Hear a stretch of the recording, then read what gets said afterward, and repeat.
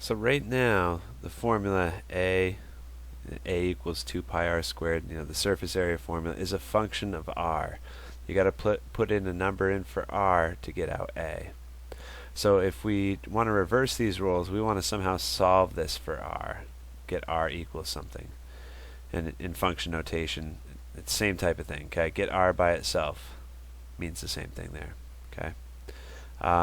So to try to get r by itself, we actually have a quadratic relationship happening here. You first want to get the equation set equal to 0. So subtract that a from both sides. So you get 0 equals 2 pi r squared plus 2 pi rh minus a.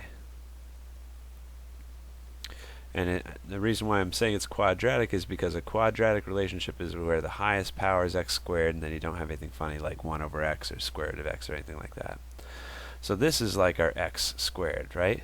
And in the quadratic formula we have ax squared plus bx plus c when we consider standard form, and that leads us to x equals negative b plus or minus the square root of b squared minus 4 times a times c all over 2a. But in this case, r is our x. Okay. So a is going to be this 2 pi stuff. So a is a little bit more cumbersome than what we're used to. Back when we first learned quadratic formula, a would be like 3. In this case, a isn't 3 or a nice clean integer. It's 2 pi. And b is going to be this entire, this times this. You can rearrange, right? This could be 2 pi hr. So this is our b, and then negative a is our c. And for, I tried to do it once with just the letter h, and that doesn't seem to be helping. Let me try to plug in a number for h. Let's say h is 11. I think that's one that Mobius doesn't use. I'm trying to come up with a problem that's not actually used. So that changes our b term a bit. A is still 2 pi. B is 22 pi, because it's 11 times 2 makes 22. And then c, we got to take the negative sign with us, is negative a. So if you plug that into the quadratic formula, negative b plus or minus, we're not going to consider the minus here.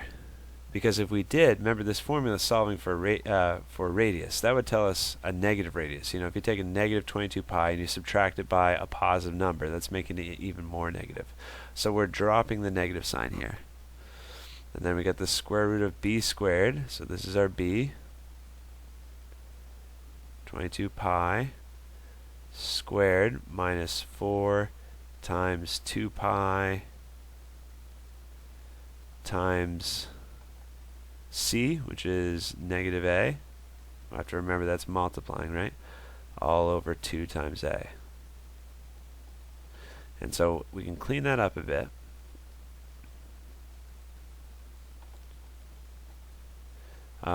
Since I used 11, it's kind of a big number. I don't think your numbers will be that big. 22 times 22. So 22 squared is 484. And then pi squared, it's just pi squared. And then now we got a negative times a negative, so that's going to make a positive out here. 4 times 2 makes 8. So we got 8 pi a.